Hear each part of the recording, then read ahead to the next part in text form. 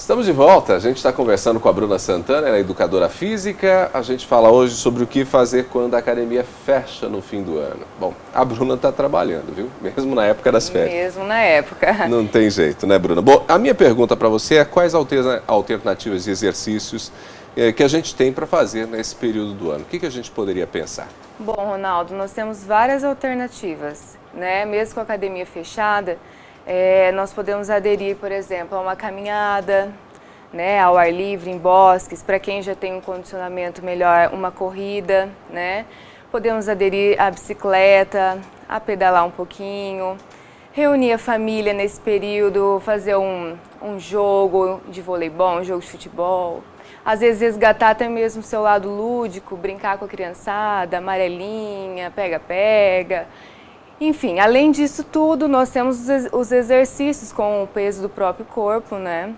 A gente pode estar executando em casa, claro que sempre sob um certo cuidado, depois está longe de orientações, né? Mas a gente pode estar fazendo agachamentos, abdominais, né? Polichinelos.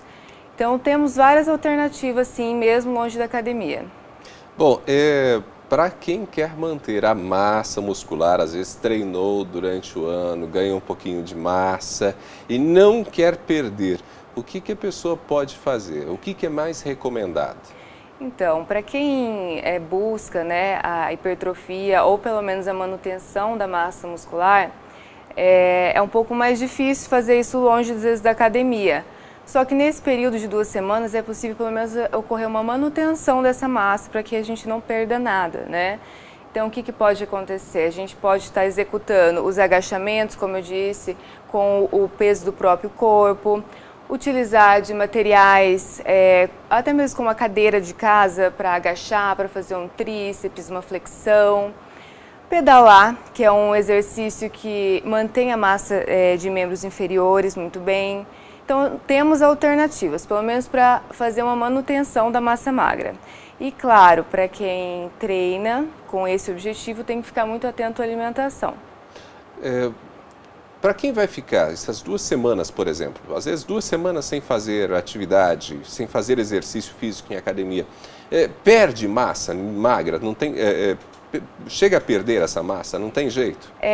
Assim, para quem tem um treino já com um tempo maior, já está ativo há um tempo maior, é um risco muito pequeno. 1 semana não há nenhuma perda. Agora, com 2 semanas, não ocorre perda de massa, mas sim de uma força neuromuscular. O que quer dizer? Que quando a pessoa retornar após essas 2 semanas, ela vai sentir às vezes um pouquinho de dificuldade para pegar a carga que ela estava. Então, às vezes, ela vai ter que reduzir um pouquinho aquilo até o organismo dela se adaptar novamente.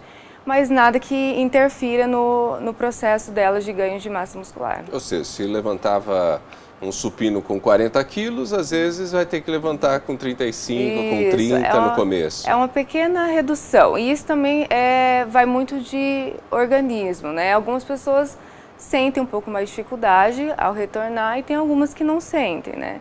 Vai depender muito do tempo aí de atividade, da memória muscular, né? Legal, envolve tudo isso. E os cuidados para treinar em casa? Você falou que muitas vezes é possível fazer algum treino em casa, mas é importante tomar algum cuidado até para não ter lesão, né? Aí nós voltamos também ao caso da pessoa ter um tempo de treino, né? Se essa pessoa tem um tempo de preparo ela já tem um conhecimento, uma percepção corporal maior, treinar em casa é menos arriscado, porque ela conhece bem o movimento, as suas amplitudes, suas limitações. Agora, para pessoas que são iniciantes, tem que haver um certo cuidado com o que for fazer, porque ela está fora de orientação. Não inventa começar agora, justo agora, sem nenhuma orientação. Então, às vezes, para um iniciante, é mais fácil aderir uma caminhada, uma pedalada, não aplicar tanto, às vezes, exercícios com resistência de corpo, elástico, como flexões, como havia dito, agachamento, sem estar com um profissional por perto. Até porque, às vezes, um movimento errado pode causar uma lesãozinha e vai ficar doendo, né? Vai ficar doendo o resto do ano aí. Bom, esses exercícios em casa chegam a substituir uma atividade física na academia, um exercício físico na academia, Bruna? Não, é bem importante você salientar isso, porque Às vezes as pessoas falam, não, eu consigo fazer em casa, então eu vou deixar de ir para a academia, mas não é bem assim. A gente propõe, né, então, essas atividades em casa como uma válvula de escape ali. Não estou sem academia, então não quero ficar parado, vou comer um pouquinho mais, então vou me dedicar um pouquinho, fazer uma caminhada, uma corridinha, mas sempre tomar cuidado, né? Sempre sob aquelas orientações, e a academia ainda é primordial, você ter um professor do seu lado, ali você consegue evoluir muito mais, você tem equipamentos, né? Ali a gente consegue trabalhar bem mais uma progressão aí. Muito bem. Para a gente terminar a conversa, Bruno, uma última pergunta. Se nessa época do ano estou ali um pouco angustiado, porque quero fazer atividade, quero fazer meu exercício, mas se não der, não consegui mesmo, porque às vezes não consigo fazer em casa, às vezes tem família em casa, às vezes não consegui mobilizar ninguém para poder sair comigo para dar uma corridinha. Se eu passar essas 2 semanas sem fazer nada, tem algum problema? Dá para depois recuperar na volta? E daí? Então, Ronaldo, se você se dedicou bem o ano todo, você teve uma boa frequência na academia, essas 2 semanas é até interessante um descanso, porque o corpo também pede um descanso, né? Então, se você for um aluno muito dedicado, cuidou da alimentação, você pode ficar essas 2 semanas tranquilo, aproveitando a família, e depois retoma a todo vapor. Só sempre cuidando, né, já que não vai ter atividade física nenhuma, cuidar da alimentação. Porque em 2 semanas dá para engordar bem. Dá, principalmente para pessoas que trataram de emagrecimento durante todo o ano. Ficar sem atividade e se alimentar com excessos agora vai trazer às vezes algum transtorno. Então, cuidado com a alimentação.